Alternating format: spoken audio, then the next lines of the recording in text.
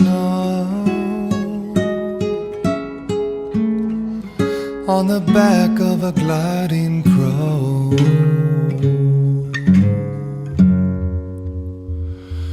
Of a crow.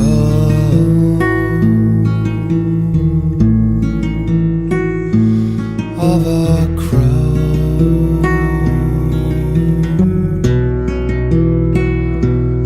Of a crow.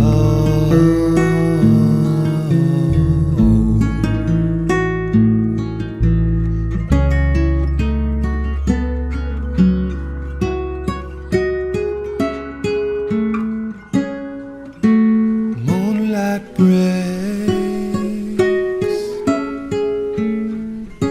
the glass of a frozen lake.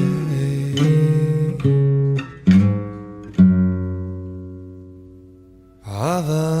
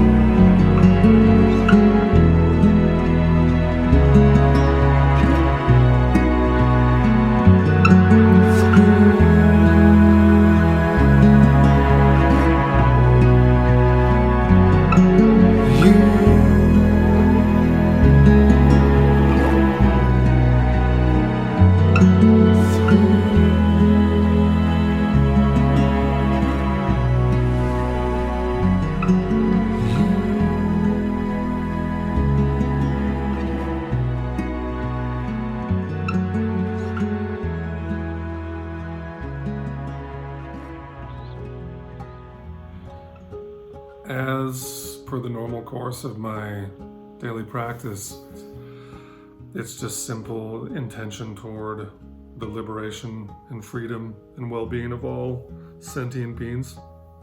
And then into the meditation, the invitation and arrival of my ancestors and guides and allies, and yours, invited as well in whatever forms and expressions they present for you, and then spending a period of time with those ancestors, guides, and allies, just placing each being in the center of the circle and surrounding them with an impenetrable sphere of love and protection, and then putting them in the circle and bringing someone else in. And so that goes on. There's some variation day to day, but there's also a stable of a couple dozen or more. And then the culmination or last phase is going to the Temple of Psyche, where the goddess Psyche is housed, or an inhabitant, or prefers to, let's just call it the locus of her work and being. And then going through the recitations and practices with her. Today there was 2, so typically then it's she and I and her officiant, who doesn't often participate but is always there. And then she guides me through a series of recitations that she's taught, and those are a kind of Delphic Book of the Dead with some tantric elements to them. They involve breathing and energy movements, but also there's actual recitations. It's funny, it's a Delphic temple in a classic sense, but also it's located in the subtle realm, basically. And that was repeated multiple times. And then at the end of that, just offering thanks and gratitude, and my expressing to the ancestors, guides, and allies, and to Psyche, and to all of them my intention and offering of my life. And then the conclusion of the first portion, which I should have mentioned, is also, there's a banishment piece, which is just a simple kind of house cleaning in which the aggregate lineage holders clean the temple of everyone present. That's what those spheres are, and they just sweep, basically. If there is anything to sweep, sometimes there's not. And then they seal them back up and keep a vigil over them. So, to a degree, you've vetted everyone involved. So this is not like throwing the doors of your house up into whatever strangers walk by. These are the vetted and proven long-term relationships in the practice. But inside of the practice, things become more diaphanous and permeable so that they can get in and do what they need to do and pull out whatever needs to be pulled out. And so that, whether it's with the banishing or when I'm working with Psyche, so that she can adjust the systems and energies internally to me and create the optimum resonances, like a tuning fork, very much like a resonance, like a tuning fork, which is also the benefit of it being daily or mostly daily, is that just in that way that when you hold a ringing tuning fork next to a still tuning fork, the still tuning fork begins to resonate in sympathy. And there is a quality of that when I go to be with her each day, where it's, I try to be still and she comes in ringing, and then she gets me to ring at the right pitch, and then that reverberates for through the day and the night until the next sit. But there's also, as long as it's ringing, there's a quality of a continual presence as well.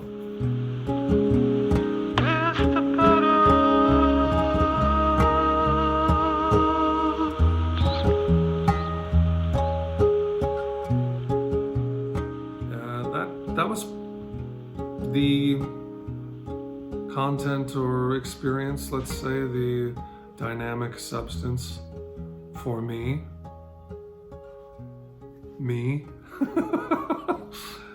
which gets permeable and much more vaporous, really, during those sits.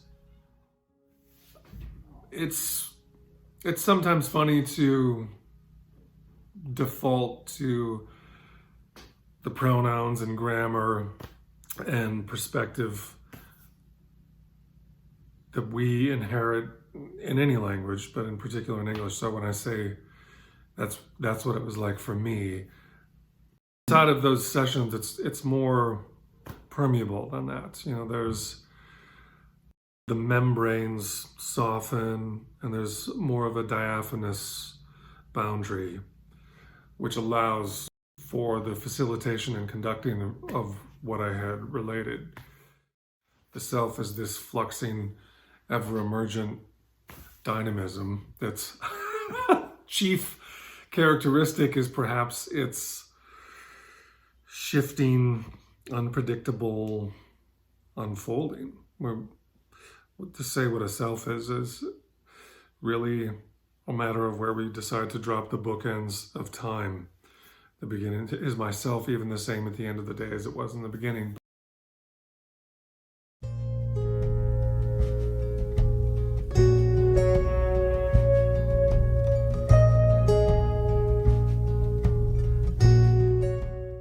To the point of this practice, for about 25 years or more, my practice was Zen Buddhism. I did a lot of, I called myself spiritually promiscuous, though, because I was always interested in every mystical and spiritual esoteric path. So contemplative Christianity, Kashmir Shaivism, Sufism, whatever, I was always down to flirt. But a few years ago, the goddess Psyche showed up in my practice and said, you can work with me if you want, and you should. And I said, why? And then she had her reasons, which a lot of that had to do with me having interactions with non-human entities, and in a nutshell, her saying, if you're going to do that, you really need to lock down the fort and know what you're up to and have a dimensional, deeper register advocate who understands the human condition and the human apparatus, and protect and join that with the right team before you go out exploring the ocean or wandering in the forest of the dimensional populations that are non-human. Well, there's a strong Book of the Dead quality, as I mentioned, which is, her practices also fall somewhat in line with that Coptic Book of the Dead, Egyptian Book of the Dead, Tibetan Book of the Dead, American Book of the Dead. There's some of that in there as well. So yeah, she showed up a few years ago. I mean, no one had less interest in the the pantheon than me. Honestly, that was the only thing that I had never demonstrated interest in. So there's a bit of a comedic element in her being the one that I ended up working with, on a daily interval. I loved alchemy, esoterica, the occult, any interior mystical path from the West or the East. I was always interested. And the Greek pantheon really was the one thing that didn't interest me, that I never looked into. I felt no magnetism there. And to some degree, I still don't.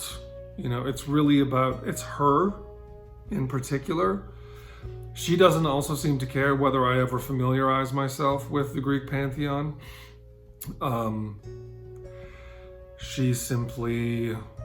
She also doesn't want to be worshipped. It's not like a cult of Psyche that she's attempting to construct.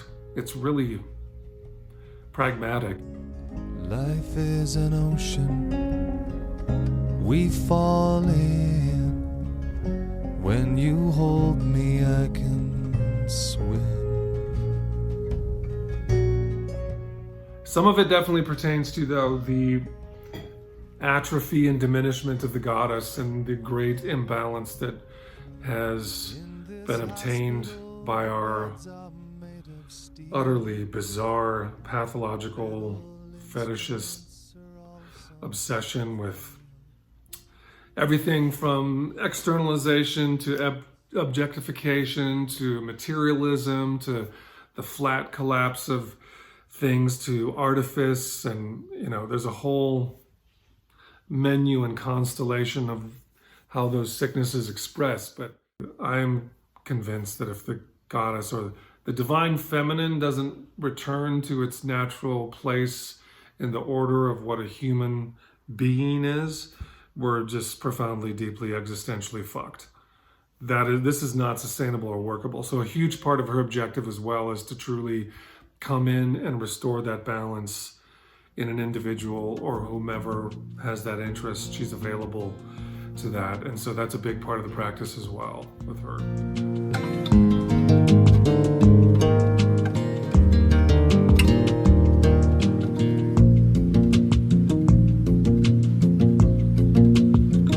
The very first time I ever practiced with her, which wasn't really even a practice, it was more of an encounter.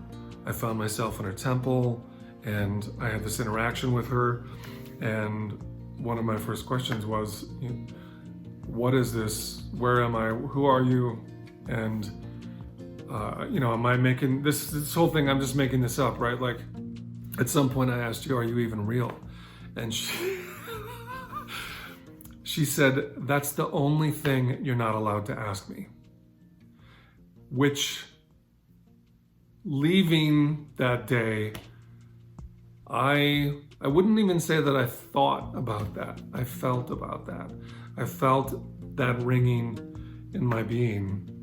And what I felt about it was, wow, what are the implications of, language is such a shitty medium for this, but nonetheless, having an exchange about it necessitates it. So I also want to say a little bit of a qualification is that the way that this actually looks and felt for me was more about spending a lot of time in silence physically, somatically, emotionally, subtly ruminating on her, saying that's the only question you're not allowed to ask me. And for me, very often language comes last, just in the same sense that the personality is the last to know. Language is like, by the time language shows up in my head, like the thing's done. It's cooked. You're taking it out of the oven by the time there's words. And so, but suffice to say that that's the only question you're not allowed to ask me. It just really smacked me in a good way, slapped me. And that made me want to come back the next day. So fast forward a year, I don't ask her that question again. Go on to ask other things and I'm taught other things. I practiced with her for a year.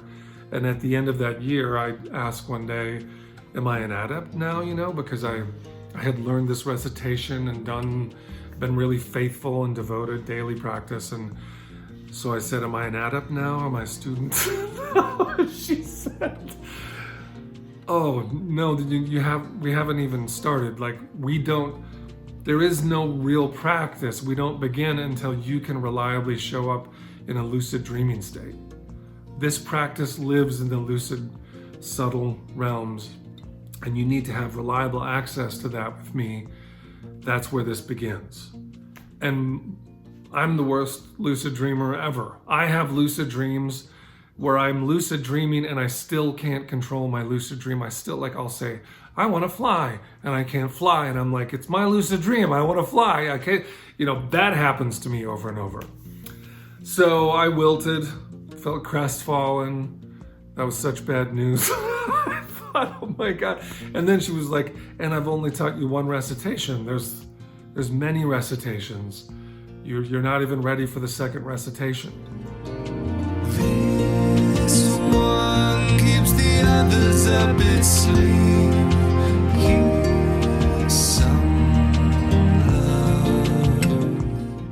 Constant ontological status checking with the objective reality of our native environment and the animating presences with which we share this planet and these realms.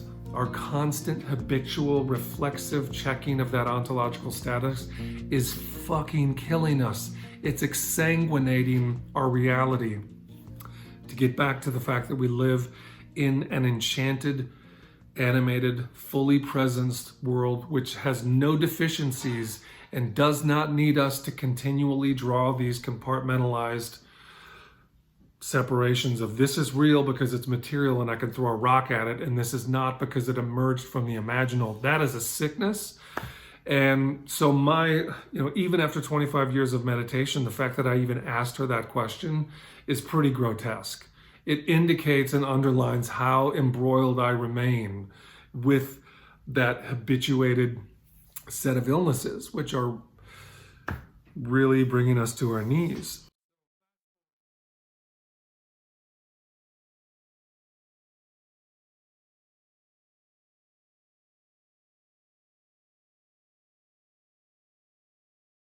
That doesn't necessarily mean ushering in a millennia of matriarchy in a literalist fashion, although maybe that is something that happens. I don't know. I don't really have a horse in that race, so to speak.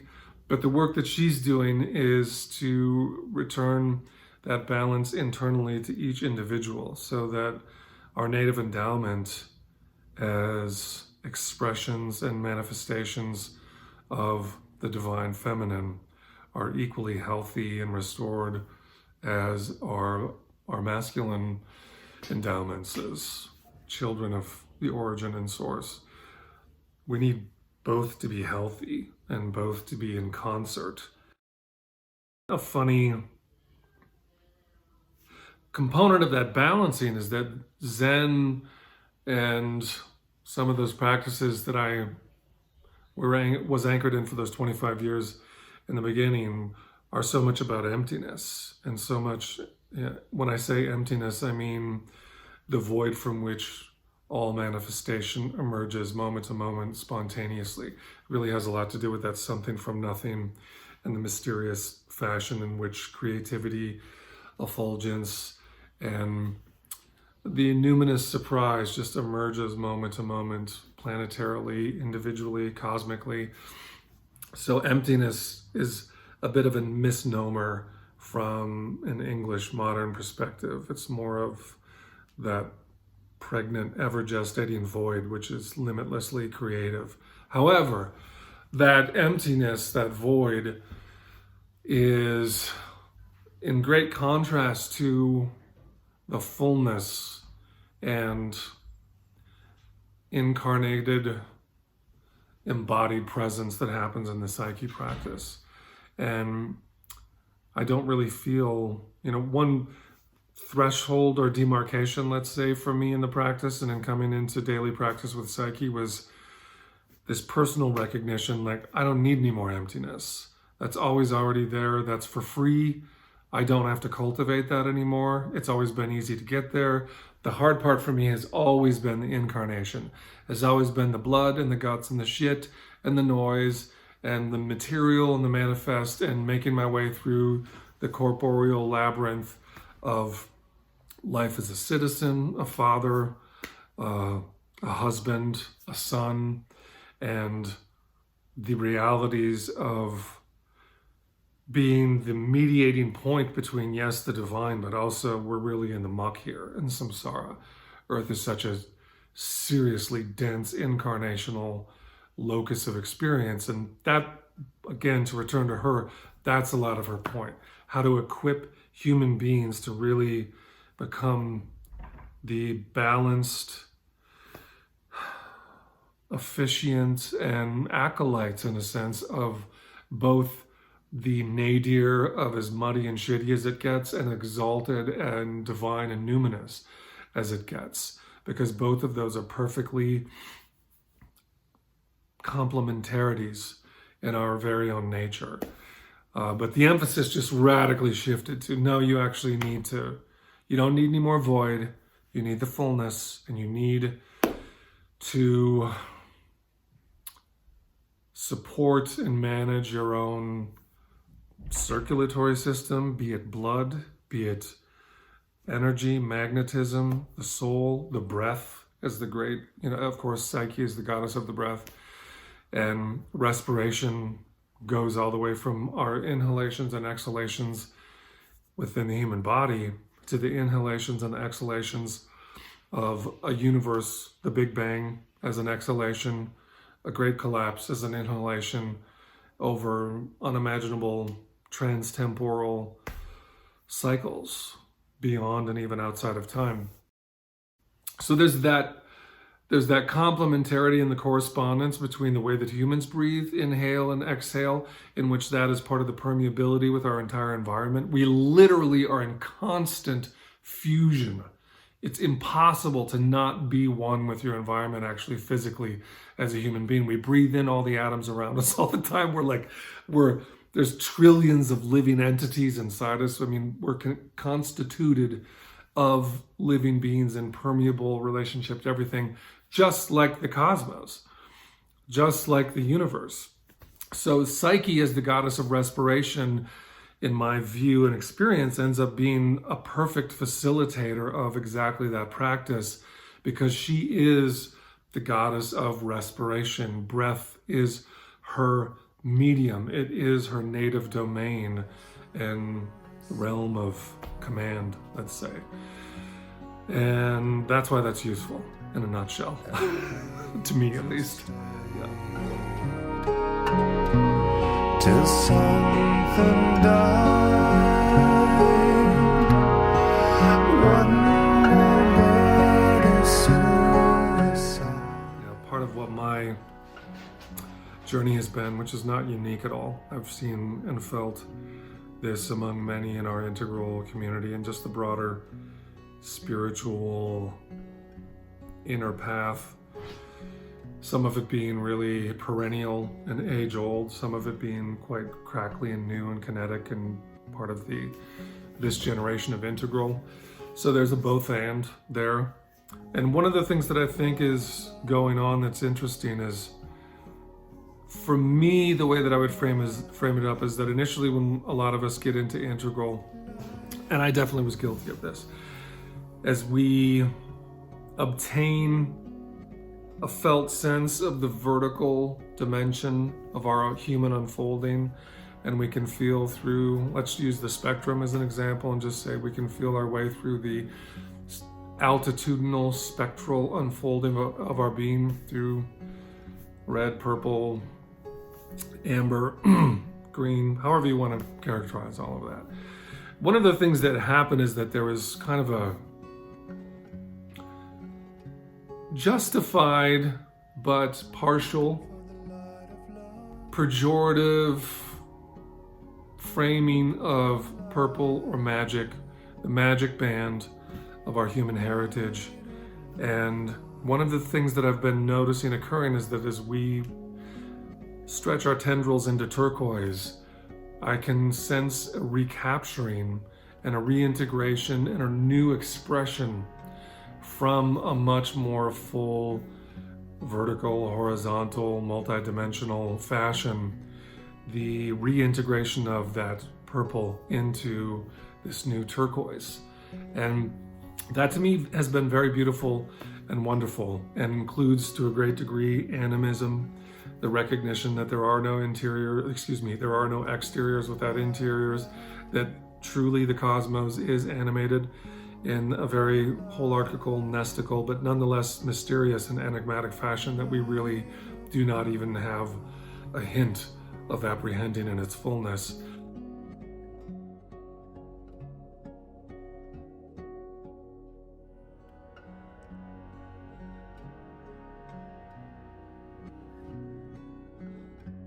But that is such a crucial, critical piece, the re-enchantment of the cosmos, which is happening through this purple re-entering through the turquoise into our new expressions, and to some degree, perhaps nascent maturities in a new fashion, which are also immaturities to other emergence.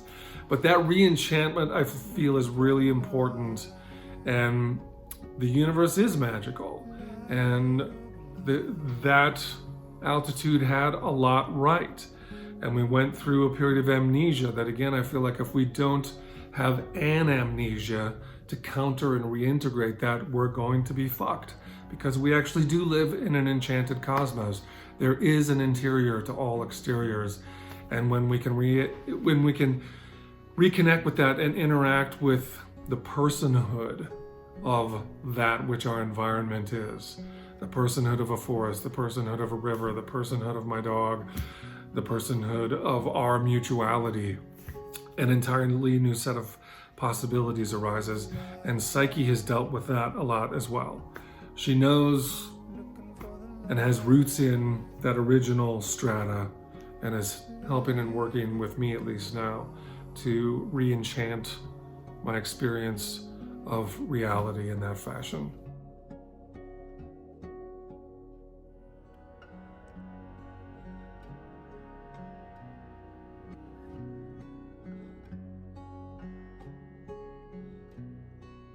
Everyone's carrying everyone. You know, the ancestors, guides, and allies, they're carrying each other.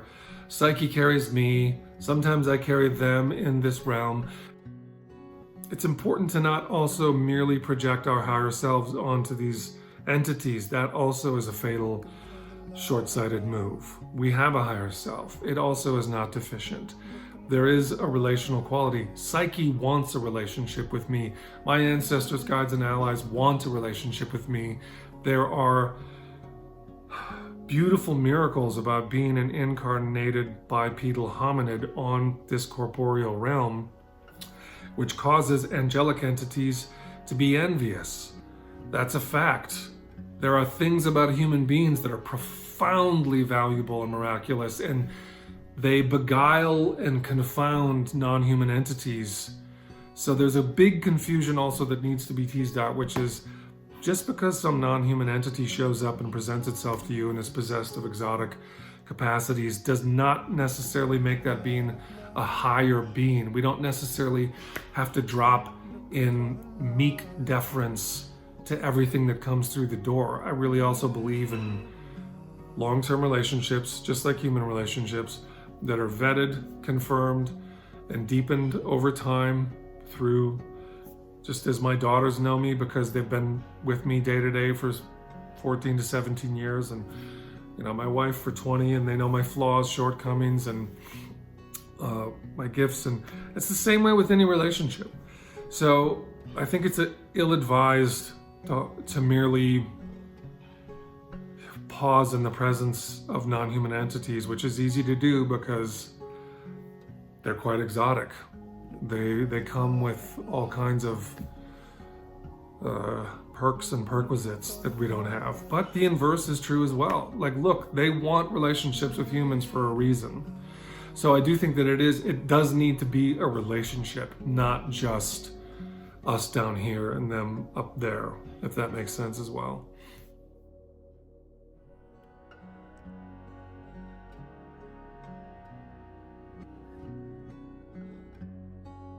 Yeah, in general, I'm just like, hey, if it's Christian contemplative practice for you, wonderful. If it's Kashmir Shaivism, wonderful. If it's some agnostic, spontaneous practice that arises for you, wonderful. I just think the beauty is the flexibility. Human beings are flexible, creative, spontaneous. We inherit the sum total of the cosmos in a pretty real sense, and so I always just try to listen. I think also each human being natively comes possessed of the solutions to their own knots and puzzles, and its main thing is just listening. Looking for the light of love. Looking for the light. Light of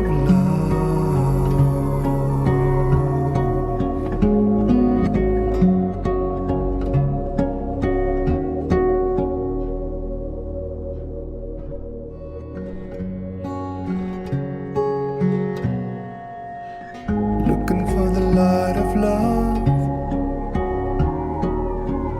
Looking for the light. Light of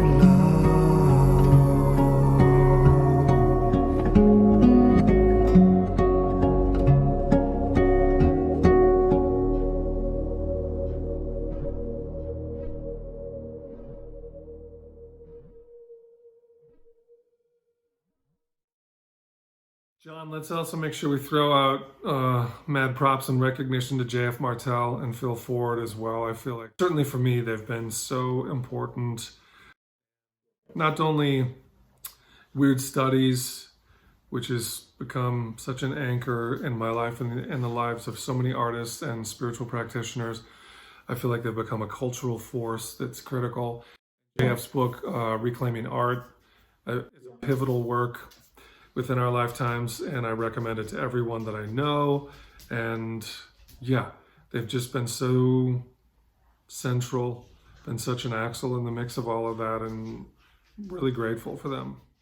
I've been wondering two things with Weird Studies, which is, when are they going to cover Reclaiming Art?